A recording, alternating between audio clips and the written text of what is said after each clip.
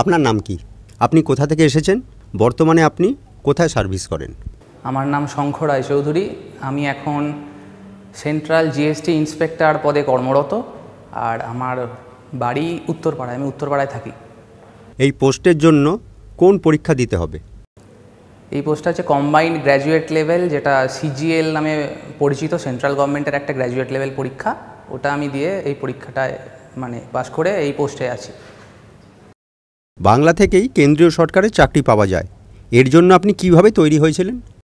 এটা পুরোটা একটা মেন্টাল ব্লকেজ। আমাদের অনেকের ধারণা থাকে যে আমরা বাংলা মিডিয়াম, আমি যেমন আদ্যপান্ত বাংলা মিডিয়ামেরই ছাত্র, সেখান থেকে যে ইংরাজি অঙ্ক পরীক্ষায় পাশ করে পাওয়া যায় না, এই ধারণাটা ভ্রান্ত। তাই আমার মনে হয় মেন্টালিটিটা ম্যাটার করে। ওই অল ইন্ডিয়া বেসিসে যত পরীক্ষা হয় এগুলো সবকটাই পাওয়া যায় আমাদের মতো স্টুডেন্টদের জন্য, এবং সেক্ষেত্রে রাইসের গাইডেন্স তো হেল্প করেইছে।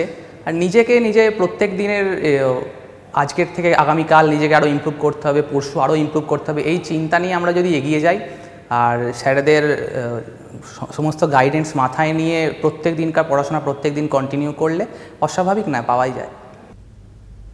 আপনার এই সাফল্যের পেছনে রাইসের অবদান কতটা? এখন অবধি আমার জীবনের সেরা 2-2.5 বছর আমি রাইসেই কাটিয়েছি, তাই অবদান তো অনস্বীকার্য। আলাদা করে বলতে গেলে দিন শেষ হয়ে যাবে এরকম। তবে স্পেসিফিক্যালি কয়েকটা জিনিস বলার, সেক্ষেত্রে কিছু স্যারের অবদান নিঃসন্দেহে অনস্বীকার্য, আর নন টিচিং স্টাফেরাও প্রচণ্ডভাবে সাহায্য করেছেন আমাকে। আর সবথেকে বড় ভূমিকা বলবো আমি রাইসের লাইব্রেরির, কারণ আমার বাড়ি গঙ্গার ওপাড়ি, তা সত্ত্বেও আমি সপ্তাহে 6 দিন করে রাইসের লাইব্রেরিতে আসতাম, সকাল 8টা থেকে রাত 8টা।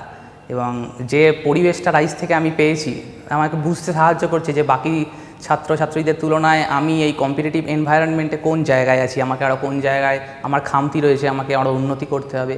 তাই রাইসের অবদান তো ভোলার না। Thank you.